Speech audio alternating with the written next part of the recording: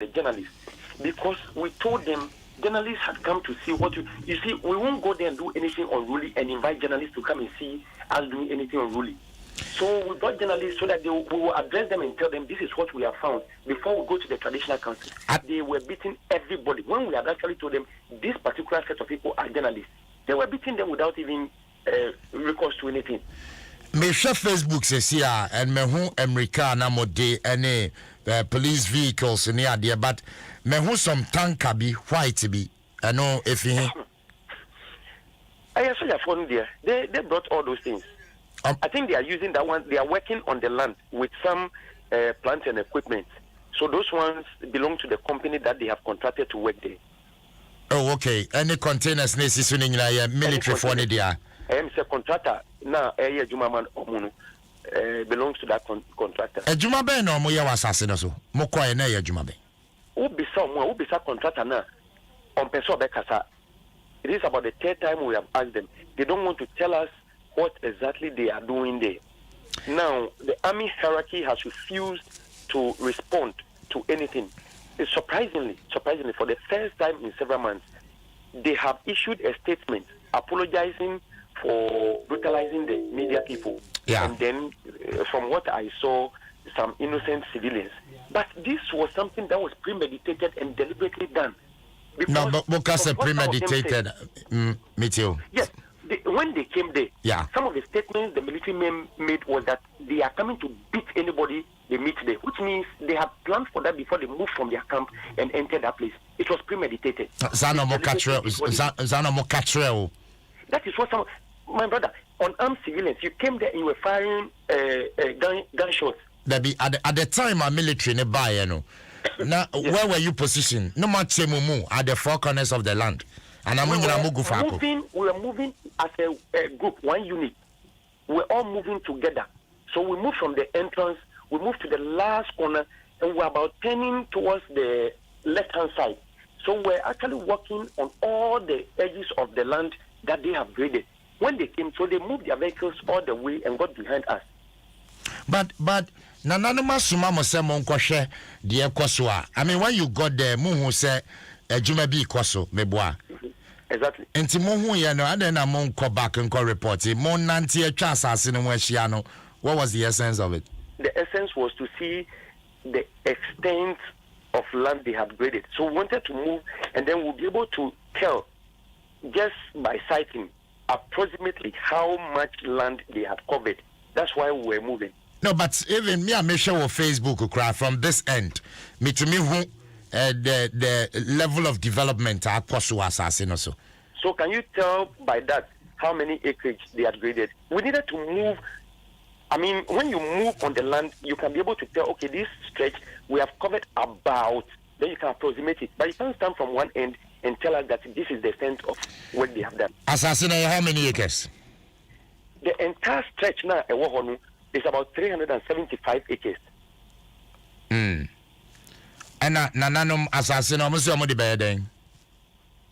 Thank you. Mikacha will say we are looking at redeveloping La Community. And La Community now is becoming more like a slum. And the idea is say we are going to get developers. We are not selling the land. That's the wrong assertion people are making. But we are going to get investors and developers who are going to enter into partnership with the Nananum. And yes, Anna, we will be able to raise some funds so we can also redevelop the La Community and lift the face of La Community to the status it befits. And that is the only place now we have that we can use to do that. Meanwhile, we have part ownership of the place when we get into those partnerships with the developers. We have done some before in cantonment when government released some lands to us, and we think we can do further and better than what we did previously. And that's the reason we want the land. All right, Jeffrey. The land belongs to us, so there's no even question about what we are going to use it for. That shouldn't be anybody's problem. The land belongs to us, so whatever we use it for should be our issue. Jeffrey, me who say I took wall of assassin? Is that the case? Of course, that's what the military has done. And the military not to wall of Yes, and they did that illegally because the land doesn't belong to them. And at the time, I'm to wall of no more way. Master, like I said, we started this campaign long ago. They defied even court orders for them to stop. Military is behaving like they live in a different republic. So the rules of the land doesn't apply to them. Court issues injunctions, they don't obey it. In fact, the bailiffs use weapons to drive them away. This is what the military is doing. They are behaving so unruly as if there's no law in this country. And we expected the military to be a disciplined institution, but now they are becoming so indisciplined, including their hierarchy. Jeffrey, a dear na military na de bomo. We see you people more jane melta skelter obia pe baby afa ebusia oba Facebook obe the whole action no ha dear na military na de bomo. Yo, me see. In the first place, some of them used the nozzle of their weapons. They were carrying assault rifles, G3 assault rifles. So the nozzle, that's the barrel in front. They use that to hit some people. They also use the bat, that's the back of the weapon, to hit others. And then some were carrying sticks. Personally, somebody used some piece of wood to hit my head. In fact, when they got there and they saw me, they said, that is the one who is leading them. Quickly, one person used the wood to hit my head. And to utipaye. I'm pie, but I'm I'm sorry, I'm and my friend look at that. And now, they in 448 and a core hospital, including 7 media personnel. Media for no prior. Media personnel were hit. Amu prior mojeba obi prior na moja etuno. Some media personnel got wounded. Others had swollen fists and some other injuries. Whoa. Jeffrey, mo call hono because me won't say mo do so power. Mo do be saying. Honestly, I can't tell the number for now, but I know that there were many people. The thing was that when they heard that we were going onto the land, people who were concerned about what was happening to the land, people, all indigenous of land, people got up and said, look, I want to join to go and see what is happening, because they have heard previously that this is what is happening. So it was like everybody wanted to show some concern and go there to also see what was happening. I hope, sir, with this development, more quite by Nyadia Mobile Assassin whom you. Master, we cannot say we won't go there again. We are not afraid about the unruly behavior of the military. We are not scared. The people are known to be very, very strong-hearted people. Sajajete is from La. He stood his ground. They fought for the rights of the ex-servicemen. That is the spirit that La people have. We'll go there as many times. And I tell you, if the military wants to steal the land, they should kill all of us before they can steal the land. If the traditional council, I'm that concern, why wouldn't they sit down with the military hierarchy? No Monkasa. The military is disrespecting the traditional authorities to the extent that traditional authorities will come. You see, they tell you this man is a chief, and they are pushing the people about. They don't respect. No, that is on the land. We have sent delegations to the army hierarchy. They have even the previous, the immediate past chief of defense staff. We've had meetings with him. We have had meetings with government appointees. Recently, one of our key traditional authorities was in the first staff house to meet the president himself. And the president, being the commander-in-chief, has given instruction. And military is refusing to obey these orders. What else can we do? They should come and kill all of us. Then they can have the land. They should remember that some of their people live in our midst. We are with them in the community. They should continue handling our people. They should continue that. Jeffrey, Mamina was it. Why? Sonny Achichenko Manana pay has some drink out. I was for Jeffrey Tete, a spokesperson for Coalition of La Youth. Me patobra Facebook never share. There a course between the military and the La Youth and assassinos so there. So pa ya to wall la fa ho na wo military vehicles e call now to muse a mema esikrom. But in a related development, the Ghana Armed Forces issue statement on this particular issue. And the same kind statement, was issued by the Public Relations Directorate, General Headquarters, Bema Camp, Accra, and a demonstration at Bema Camp. As the attention of the Ghana Armed Forces, GAF, has been drawn to news reports making the rounds that troops have assaulted some civilians, including journalists. The facts of the matter are that in the morning of Thursday, 15 April 2021, Ghana Armed Forces, GAF, received intelligence that some civilians were demonstrating and moving towards Bema Camp. A reconnaissance team was dispatched to confirm the reports, but they could not determine the intentions of the demonstrators. On seeing the soldiers, the demonstrators who had no police permit to demonstrate became violent. The reconnaissance team called for reinforcement, which came to stop the violent youth from causing any damage to military installations. It is worthy to note that the general area where the demonstration was taking place houses vital military installations of national security nature. The implications of any destruction in the area cannot be overemphasized. In order to restrain the demonstrators, reasonable force had to be applied to remove them. Thus, in the process, some of the demonstrators' persons got injured. It later came to light that some of the injured persons were journalists who were there to cover the event. Ghana Armed Forces seizes this opportunity to apologize to the journalists and all innocent persons who might have been affected by the troops' effort to clear the unruly demonstrators. The military high command has directed that the case be investigated to ensure that such unfortunate incidents do not occur in future. We once again call on all Ghanaians to follow due process in all their actions with Ghana Armed Forces so to avoid such unfortunate situation. Signed, E. Agri Kwashi, Kennel, Director, Public Relations.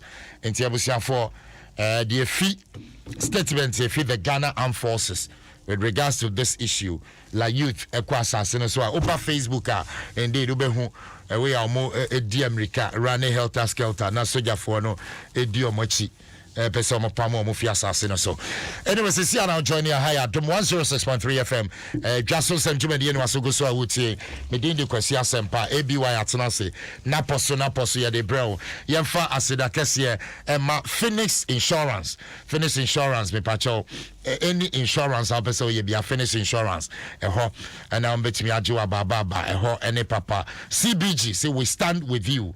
Vodafone, together we can.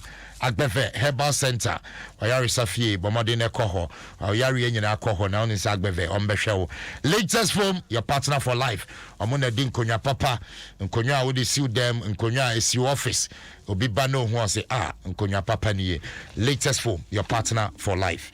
Akua Bachi wa Adom asomdwen kan anka so kwasi bibi abokwa no pay fiala de onim say ye amene hene if you ada so ne green de ekoye green na ya see dotty lovely hey eradi yesu green na do fiala no we say udi bibegunya adwuma yi a oh yeah anya adwuma yi na weekend na say eno so ka ho a nka fiala de but still I said you tie bia nsuo bia say your business come chiro you got your sick and other what about you sir and me fa baby hu bibi ni hu yo ma bi new discovery na ye other new discovery na ye ya me ne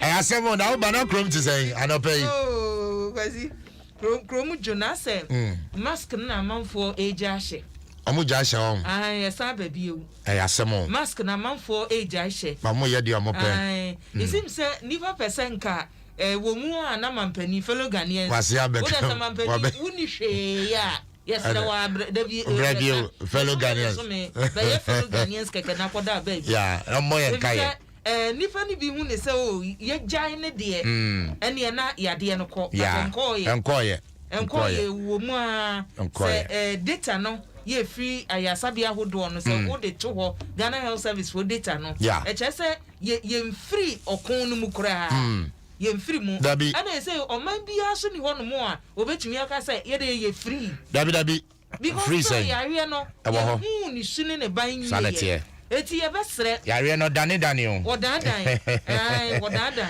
the chameleon no and we saw ni ha no adani green we saw no adani blue ehupa na vaccines no e ba ye no kwasi ni ya wo no kura mpanifo aka che ye say still yan shade no yan she na uni me ka che obi say won chan question obi say me say wa wo bi na me say o ma wo first one na die enti na ni e da so sha wo na die enti na da so sha o say wa wo de no no yes ayasemo yen hu ade ni nwie ye ana kwasi protocols ni nyina ni mpanifo say ye effective mako ye sanitize yensa no and say ye dey ade we hye ye hwene because social distancing ne dey me pesa me ben wo kwasi wo mie wa no kranka chem say akua ko wachi na wa bem bed me ba no so na me kasa ona social distancing dey trotro mu kra ye tete wo ye tibon so the only protection say meka say edimu nose mask nose mask esi ne wo ye na de bia tete ne obetiti bia nyame ye wadomo a entumi emma wo nti yesre yade no bia meka nkire ye say ko awie ye nkoso a ne yenhye nose mask na yemfa mo ye ho ban na mo so asese mo de engra sisi mani mo ansuo ni mu no yesre mo kwasi ejamu asembetwe yen wo say Christmas ni eja ye ho kakra bia na ade ne ya peja ye enti wo say boy ho ban ebu anam nim se nka na de ya dasori ye no enim se enura ya ante akwanhia bia enti no nka nioma de but apam anope ya shirafo manus enura kwasi nura tibia manfo no bufu yo apam enura mo blocky rose say anadwo na omo ye omo speed runs eti kwasi not a day ne akeka kono asemo anofa mu guso wo hu asem serious kwasi ebusia adin ese ade chene antinsan foforo na ese anofa so yeso makom ho hu because anofa news mu no mo ka say they say omu nti obi omu hwe obi omu akasa ye ne ebe mo ho adwo omu ye speed run say wo kwan num asem eno so de tiamra madam for ka so omu ye speed run dey wo hu bi atisen kofi o everywhere atisen kofi o omu ramp no me ye bo bepo abato ye bo mountain fajato wo kwan num omu ka so omu ye rampa who say speed runs na wasana car no go straighter ebetwi nti so wo dane still ebetwi eti yesro mo wa hwe ya wudi nwansra ho ahia wo bebiri wukuro wo mommodden na mpanimfo no meso masene na ne esesa wo moye no wo monye because enra de ne de me didi se kofi age de store beba kwasi na ne enyan yo asemo akwanhia na ye ti ne this week nyina no me na kan say wo say so I saw no yeah that yes so I think this kwasi ensem ni bi wo hono mo a awerho eti ofi ye nyano no the report we ba wo robert ne enra esiye da bia asemo ebi wa enti ya ye nyasa ye de ani kyerem wo odan papa bi so awuda ho achemda obi anim de aba abusia ya bakwa homano so na fe Kwame Jan your colleague waboy amane Kwame asomdwe kan wana pay asampa en kan so boko de nyame adom ne mpa bontia ho de ho ye e ba cho de yeti na no kresa no kresa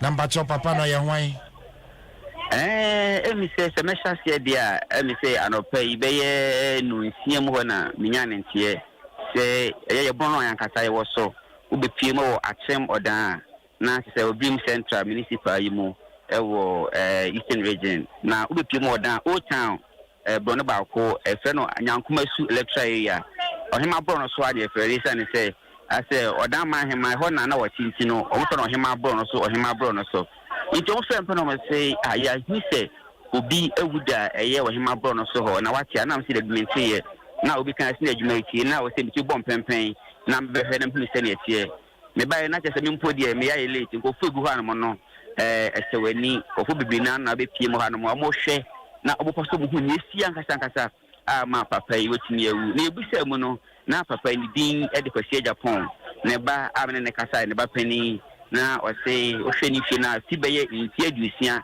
e ko na adusia mienu so na papa ni bo wawuda ho no eye ase gata insutine na ase nsu etine ase gata no mu no ana wawuda mu a o se boxa nko a ana ni tiri ho ana ewu muja enti won se de hu ade kokoti a eye no a ma ni nti a ama no atimi ewusa na tene ya da bia ye kan no menso ama na nwa ye se kias mo hoyi aya na ye gili kwakwa no mti ne ba no ha ka meba pini no na ko no ankasa tunu no mutu ani ahwe se ono ankasa atie no hu ye no ofane se but memo din komo no na abusiafo mo mbra Facebook na fe mo mbe share papa baby or day na Kwame Jan now say gatem gata erosion no se short ne fa ho gata erosion oh what the empacha won ne ba ne wi okay nche ne ba no wa yakọ facility no sha meye na owia na me na ato aso na achese ye no so etimi ato aso kama na obepie mu ha no musi a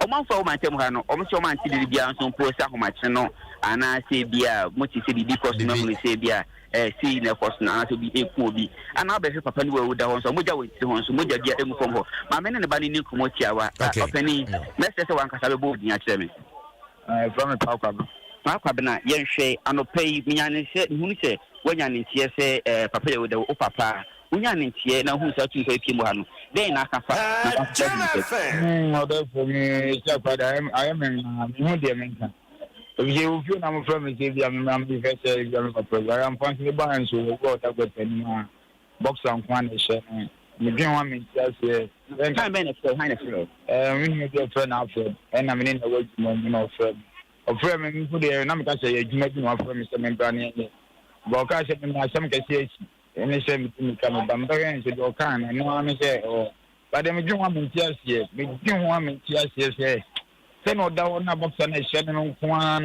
me ni tim na pa be oda no so no me hu mo je bia egu eno na me dwuma me ntia sie ne say obetwu we mi say obewu de ba nye say egu we na say tam papa re de bi na me gina na enza uhu no wa modin ko twa na enza me na me tumi bicycle ko hu no nzo ndo wono mo ekra na me ka me fe na me twa me ba na me sime do me kofi ba me wo ne ma me mo na me sime ne ma me ye dai onye si bia wali jaya ba ana se bia ba one me ma me bia e free ba dia se o ha no ba o ha ne so baba besta ne sa no pa ya Jesus o she se ni wo si do ho no no she na sa o mo oli du ase de ono de se no tie ne de mu pa bia woni ne wasem ijo ne ne yongo fo na ede na amotia dunko ni mu ana mo bom nkompo amo sole se no ba kwa yi fufu bi se no ba ko kani twitter to bi no ko dia na ko ba mi mu se bia ono bi wasem bi o ka twitter ti kan na bi ta o yo bia ase sabi bi ono mo nsa ono mo kesi ana so le ka kai ta na ka bia na wa no ono bia so se da no na wo hwe ni so a say bi o man na di ni boni and the chance me na say me kan print me shi tisi obi na ayede ayene bon we just say no down no o timi ga say me hu ni say nko na me be bi kampo na wati ayi pass ko shatade se mpaboa na ga na se banka ne mpaboa ko na tade bi ba mba be di me hu hwe na me di hu me tia say boxa ne kwan na chana di trip try den apa ba mi pega na na se dan no ma me hu say se ne ni mu ne me hu na me ye tie de you know me chance aban be ba na chen aban be tan me na de me ye hu ta police ko ba ha oni o makaka police ko ni ba ke na police ko ni me ka say me ba na me makata na chuba ka chen chen ka ma ba no ka mu chum ni ko enfa ni ko mo chuba police ko ni che me say ni asem da so e twen na commander ye de ba oni say da su di nwa ye twen akenti asampa na se no akasa me ba aye fen papa bna nya ono so ka fa ni papa wo be hu se ni papa wo da ho no de bacho o se enura ohun ne papa na ti bia ben no wo ma hemfa na o papa te o se enura ohun papa no na o kiriya be mu no wo na o se ne ho ye na ye pacho ani ne ho ye nya de bia ni ho ni fie na ni ho no mo ana so o ti ho no ne na dan ba ko na dan fo ne papa ne kwa wa ha se kampo a papa ne so ne ti container na nche ho ano ne papa na isi a me be papa na kika bi kire me jam so se me kwan bi se e be tuna ka kendi a chema no a fa nja tade na so me papa no hu eni ka na try se hu da me bu so atade ni bu mu fie ho ana se atade ne we ena ma me se wa ne ba na be o de en be bi o te ewa e ko cho me fa na se ha ya 300 meters asa ba me do o te se yan papa ne tele be bi a pele wuda na 100 meters we are na se sa na che Kwame John me bacho na obo papa bi din se enra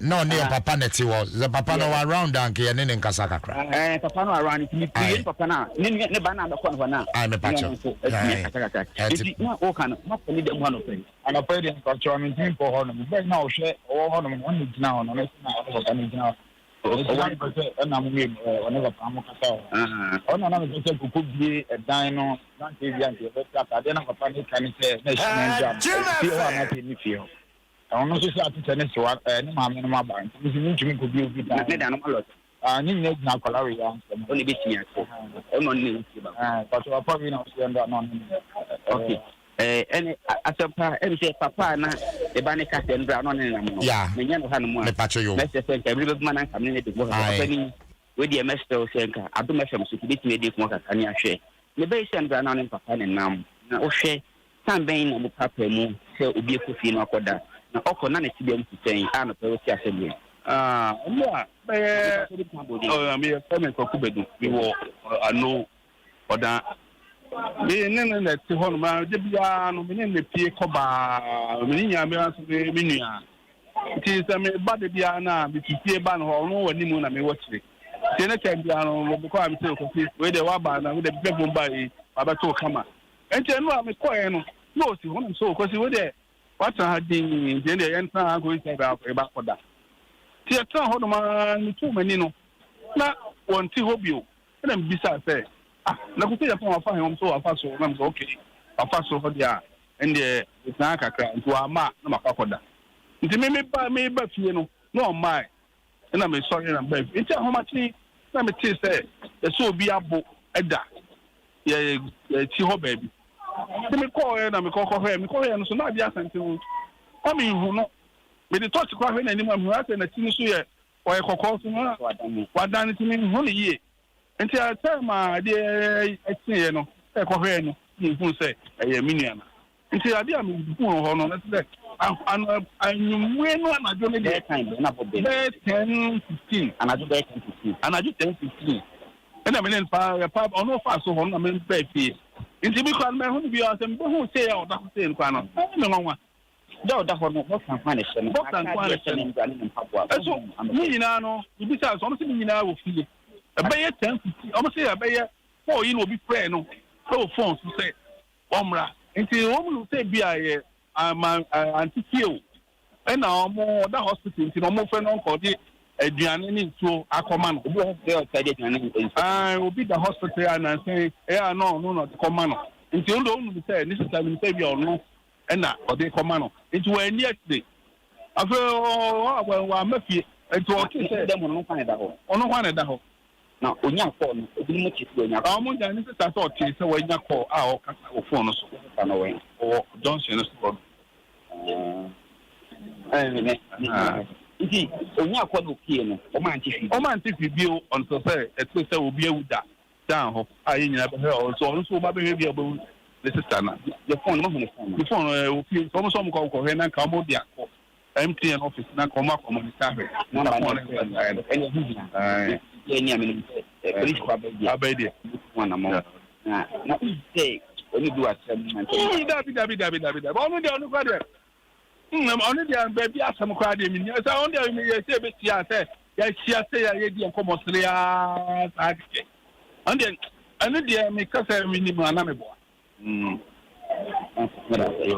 nti asempa na te so pani ana down from o se nra be ye nudu oba fa be simadu no 10:15 on papa mo nyumbe no on ne na ka say so bi ahu ne ba ye say ahomachi say ni sa so nya call ya kwa me na just say ahomachi no fifie me boa me passion be no na me nya call and at the time of fifie no one shot ade ana me say stand here because o share send your opie na woni as o da ho na woni ne boxer e da ho na so mo say na tire nso na mpaboa wo fie no na bia opie na bia wan shot ade dia sa na bia tuse ge be e ba cho dia me share on Facebook around the one no baby otoye no ye ton san wo ana my home ton san e wo baby omon ton san wa baby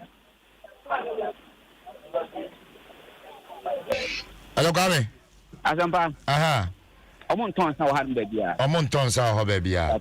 But e ho no baby a wawu ada no. Nkrofo cross fa ho e de ko the other side. Make sure on Facebook. I go for the past year ho bi mu twam ko. Nti e kwan yankofo nam so bibia. Wow.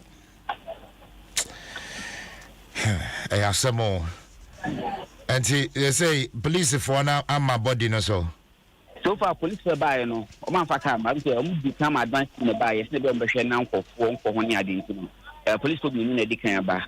Ba me sure say be there commander team no. Se na na ba ne ka say o mu fa say commander nkasa e be du. ɛwɔ ha no sei na bibia ni a ɔmatumi atu ho anamɔ na nipa na ka metwɛn sɛ ɔbɛna ka na di nkɔmmɔ yɛ assembly member wɔ ko na yɛtumi nya nkasa ɛne ɛyɛ papa yɛ wɔ wi but asɛm aso mani a mehu sɛ waba ha ba sɛ na mesɛ sɛ waba ha kɔ ɔsɔ ha okay yɛsɛ ɔwɔ soro hɔ no mo ɛyɛ assembly member ɔwɔ lecture area mu ne bia nkasa ana sɛ oyɛ mu ni di n'akyi right na me bacha wo when papa no ne yere wa around ne yere wa around okay yes ne yere no so aboabo na so mo nte faako ne yere no aboabo wow asemo wo de hwehwe assembly member na chi akwan why na on Sunday nkomo abusia wa join ya bra Facebook na be hwe baby papa yi da be hwe boxer shorts oh my goodness ni pewie ya bibi o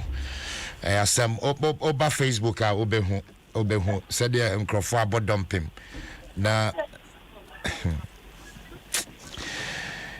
yeah can say so motorway akwanhyia bi asisisi a ewo motorway akwanhyia asema ABY na ye kase nka akwanhyia si wo motorway sisi a anopeya nti ye be ko ho ye be ajudi anka meka se ebia esum no wo minti aw bobo no mo de abo ho no ebia reason no aba Brothers and Bacha, my videos ni bi na yahwe why na accident no I yasemo abusia Bacha bra Facebook sisi na be hwe accident on the motorway anopeya ewiemokratic come on na ba ne say enti Bacha bra Facebook sisi na be hwe akwanhia asi ewo motorway and say odi aboway no mukra you know pole na street lights no odi abom Ebane say ma mi hwe bi kwasi e trotro na say de empacho hwe bi I say avan white bi na ayi me wo say em na chi em sprinter bi so oh na ayasemo abusia bra Facebook na be hwe e be details na enche na omatimi aboy amane de ba ya ekọ ne sa na akwanhye tumi si ewo motorway utie Adom 106.3 FM Dwaso Nsem Jumedie ya sorry anopa dia na onim se wawolo eho behia wawolo meka wawolo a wo se 1 Ghana cedi wawolo now dia ka ho Nescafe sweet and creamy wawolo numbi na netine there that aroma of coffee wo hia and to sorry anopa just 1 cedi Osimepe, wawolo, Nescafe, sweet and creamy. Breakfast just got better with Nescafe, sweet and creamy. Mama dina numbi na abe damase later. Anyway, but for the bokrata na yantwaso. Abusia money tau the bokrata na poso enefie die. Yemfo kuni daily graphic. Na daily graphic anope ye be hwase afiri ho. We eye ensem a chese ede toda ni ate ne anwunu no na wasumu wanimu ayabrebo say na Ghana na abrebo nko anti eni December akokora ni ho wo de anope yemfa ni December akonhyase abrebo nso de bi wom kwasi ho wonim se ho airport no aye yirede Adom ho ye be kwa akobio enura togbi afede enu otimu oni doctor ya olecha ena chese yesi yemsheni si se kunkrum ase yalande tu wona ba ku si form mi si form one yalande enu zana mu pie no omu di kan de omu shoe no betai ni ye hu body no and I'm do her. How many minutes? I asamo. Kwasi me kai abato obre no. Na wo so kwoto aba se mekwaba. Ohun. E ka flight ni ye akase wo ho. Everybody yesu. Is it them. Eti abusia fo. Yesi enura. Wa bra chese. You do ho no. Na empanifo tie si fom. Na flight call ye no Africa World Airlines sure. Na chese wo call ye ne so mukoko dru ye no empany 40c ye ne nananom hemfo kente ye fe to bi kente no mututu tata en kwa na bibi ye fe she ukosia flight e wo se si ye no asama atogi ka ne say ne wo hwe ni mu ne senka awiemhye betu afiri ho na adu asante mantem kumase that's right na tu free ho na adu tamale na tu free ho na outside Ghana that's all them ready yesu na asedan wode ma mampani dada John Dramani Mahama se chese enisuade hunu nya yese we ni ade e wo se ye na aban so ba ye om so se ye beto aso we ni ne ye hwehwe enye me na me sha ase ntime nye enye wa ye wie bomidin dabi eye ye sika ye to bomidin de ya na mo pe o bomidin de ya na mo pe o na o ko ye wa bomidin wa fast da ma so me ya wo beji hu ni onyam ti na adani achirebere na ye eti we die to bi simpani fom ye no ma ya de ye mo waba so wadwuma wa ye hu na se ya so na Ghana wo se konwo na asama standard board pani kan na mdwene ho amente ase a kire se si ade bebu mayi mu eniema ye kra bibi te se light ho niema ene niema bebre a ye wo ensusu ye de to ho enti ne ye didi na to mo so se Ghana Standard Authority authority mu eti ade ne beba mo na mo hwesa ade we edimu eti ye mfamra kwasi electrical gadgets etoda woto sa ade socket no eda form no a wodi ade hye mu a na anane anane sanya na no ya tro voltage na wo ho no a tese ahoden etumi fa wahwe na ade ato wodi ade hye mu a sa ayon na ade be hye mu a so na anane se TV kure na ne na ayon wube kombe ne yasi o we nya papa substandard omo to no ko omo ka kire wo o we nya papa we nya o dey fa we say omo sha obobre so how did the nya papa no enter this country wa Ghana Standard Authority mpede eremuda eye den eremuda na enne papa no asem o wa be kan kora na awre ho in fact me kind na me say bade we dey senke ni se hokambo ni senka we the professor Dodu we nko ade ni senka oka we nko ade it is expert na we nko ade street lighter we die street lighter mo de bomb motorway enye papa oh David so what you mean one say o say Ghana Standard Authority hye no kwasi ma ho kwan say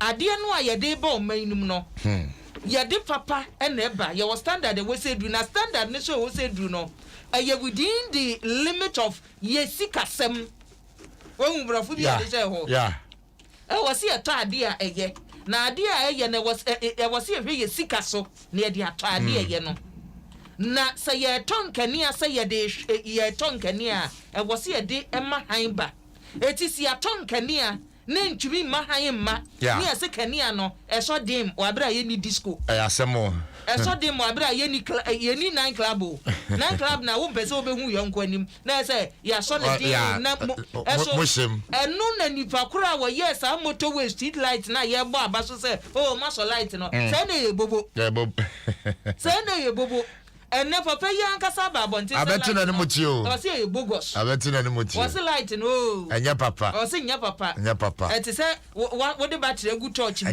na ewu no but they be why ye the contract ne ma obi o ye ma ho specification ye de buy obi inspect ye ese ye monko install it ene ya ko install it afi Ghana Standards Authority chair say can ya no mo install enya papa sa pepe ni e wo kan nye bonku ada nyuma ne projects ahoro a ye nyina no kona kohwe se yesi aban dan wie na ye ka che obusuani bi so dan we ne e de ama no kona kwatenem kwasi wo wura dan nu mu a wo flash ba ko a na ayi ne nsa na ayi ta ye de aye fom hono mo task ko cantonment na ko Roman rate na ko he dan a yesi ye abanye adwuma ye fo abadwuma fo mpanimfo no kwatem they move to the house no more akwakoye ni mi wa ya fa contractor ye de adwuma na hye ne sakwasi ye tua no me wura adan ba ku mu wo hu edan no nya wura ma wuti atas ne so a na ayi na hye ho mi wa wo so wawi adwuma pani nkonkwotenem wo bi age contract no do sawaye no uchimwe ya na atu wuchim chase wato inferior goods wo okojomu a ade ne yaka chense we ye pondu we ye say no wato ne efo no a enye papa no no de no abeye me wa jiska puduo no adwemone nko a adwimbi chase ye de ti ade bi ayeye na ne Ghana Standard Authority o am the catch street lights no a motorway no was here your baller goose enye papa ye de ahye enti why na ye na sede Ghana Standard Authority mpani for efa wo mani ma na amfa wo mani contractor ben wo yes adwuma no light ben wo de share ho no mo ye twen ade sa information no kwasi ye twen enti na daily graphic a wo sem ba ko ye wo mu eno no ba hope say no prayer papa dia to dwei omon sopa no yeah then was sopa no maybe why no prayer wa go fa be e gun crofo bi ani masio so who him say papa we ya professor do him no who him say or privileges quality you don't know this man you don't know me. Oh my god we been dey no kran wa ka kire wo no asemo so no kran wa waka no wo ma kire mu ye because so can say ya who you won free mam na ye ye na asese o ma ye hu and I defined as so enie na define the nimu no and some wo ha kwasi and some e wo ha saying chief imam who say muslimufo nyina ya wa kwankyiri mu ya wa kwankyiri mu den wo utumi ye no utumi ye biboa kwankyiri na nyagoro na no kramoni ba ko church Facebook o say feed there wi ne bekunye o wi ne bossa ye say akwankyiri no waso nyina ye o say she ti ahoma kye ne say udidi anu wadi watam pa tuna manofa no na say odinam na awra wosama course wo ka so akwada mienu okuma akwada no perimfo sisi se okuma akwada no na chief imam ne kokobo ye ode aba wo se obia manani na ho no mo wo ye oba tanya mwani na ho wo ye akwada mwani na ho wo se ye sei ebra sesa wo se kane no kwasi sapani nya fra wo se gitwa de ma me o akwala usuro kura se obeka se amenko eno anu no sei no so wo ye be ma no wo chi akwada ba asoma no a oba osifa be wura dem wo ahwe ya na wo kwasese no e be ma ko timi to be ma no so mo na asemo enti aniema sesa eno ho kokobo na chief imam de be say e ma time wani na ho training ye de ma ye ma no ye nkasa nkwada no wonum nya stop be say ye soma wenye ye but onhwe nipa no sese kura de ja kwasu ka say ye soma mo nkwa eja me no ye wo David na ebi was say there ya soma na obeye se me de ebu sa bu na ya de man penifo they say enioma sesa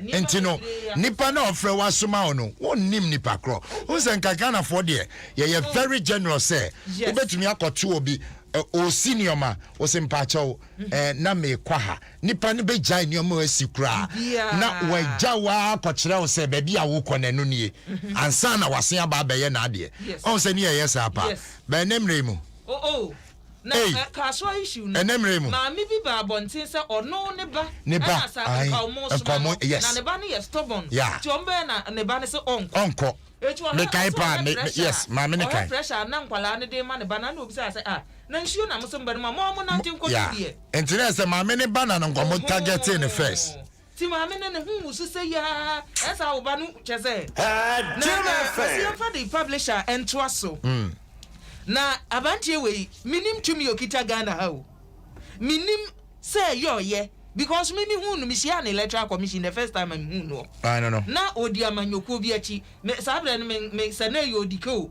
sanaye nia minua be ma ayi Kofi Akpalu me nka ni fakro Razak Foku sabre no Razak Foku Hassan Ayariga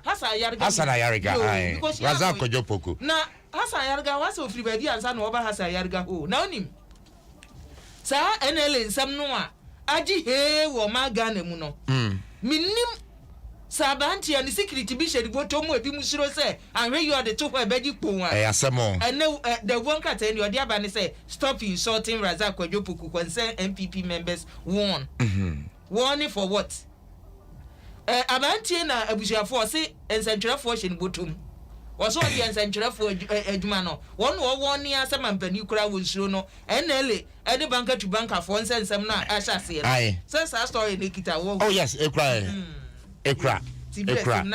But some were who, and some were and Nelly Papa, and some no dear Razako Jopoku, and some some more. What I should shoot you.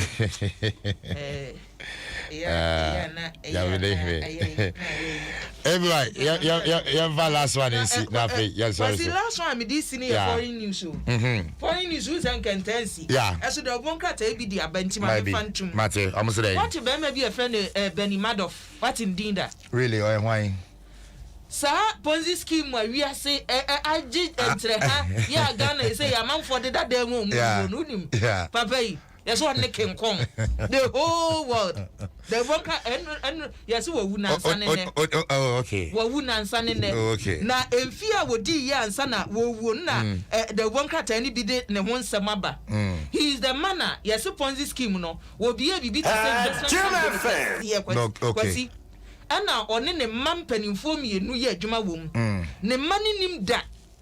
Sir, on papa ne say Ponzi scheme. No, yeah. On the money say on papa no respectable businessman. Yeah. Financial guru. Yo ye na adwuma.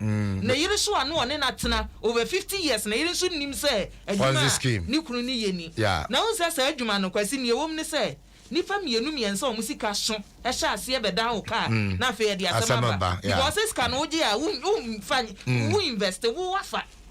Eti yasi nipa ne sha ase so mo dan ka na papa no hu sa ade na tija no ofre ne mani mienu na odi om chance no ka chom say adwuma na ye ne adwuma papa na Ponzi scheme me wo agya monti I make am we agya pade a ye nyina no na ne man se hwe ene ye do be ma ABI wo hu abrofo yeah ye do be ma ABI papa say mo mam 24 hours na me fancy say om say no na mo fra ABI for wow na om be che papa no na mo che papa no kwasi story no so I me ka de asiga na ye de the cabra omo che papa no na papa ne yere ne ye o madwen say ne om be no maduru agu asem na ningu ase oh okay na omo kan nuro bebre bo mu ye no mawu omo no maduru no omo da ade a chen mu nim say omo wu ade a chen na omo da no mu omo na omo ma no omo ma ntie mienu no a e ma ntie ne so na omo nim say omo ye adwuma papa no first one o she no ho akonfo at the age of 40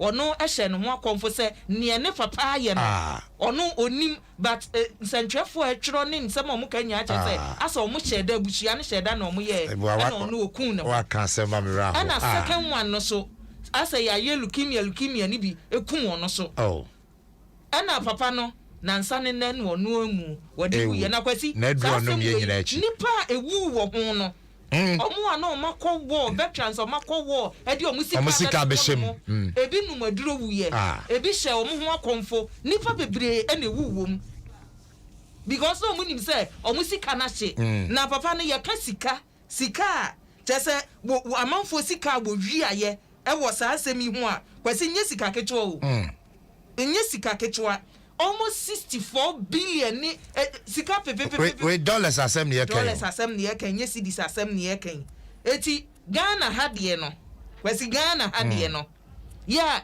me wo papa bi a ne nti amani abre me wo papa bi a da bia wo Juma fan kwasi da bia wo frɛ me atwa mi sika no na me se papa me dia me nim sene because ne ya ba ya ni news no a kwasi ya ye no me say ebu ya da dem o asem we da bia wo frɛ me akua me ya wu enti me bi sa se abante na mo an case na akosi sei me say ebi why na enka me ya fall victim because papa we dia ono wa demu and wa dia wu no me say enka me ya fall victim on that. A senior police officer, Madam, they be Oshami Asempa. Oh, trending. Good. They be Rumia Asempa. Good. Says he cannot really go to see Omudia to good. And I'm fast Robaho. And so Asempa, good. Koye be better good. Asemi.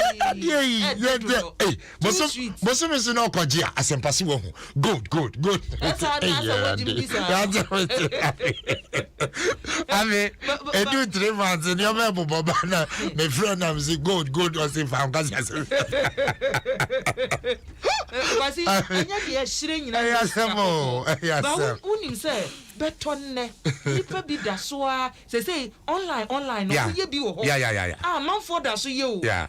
Say, no, Niako Bane say, a passage your mom to me, Mecca. Yes. It's all say. Sure, more. Papa, dear, no, $64.8 billion. Wow. A month for Sika. Yes, Obi, dear, Nisika, when ya yenina, free na Juma, or ye, no, Kitabe, say, 2 billion, was saying, no, they come up, Papa, see what ya, and no one casafa, you know, the chan and Sabadia, no child. Messay, Ghana, now 1 day, Obi de 100 billion. What's he? Or Abrochu, and I will be 100 billion, or the be shame. Sabusumena.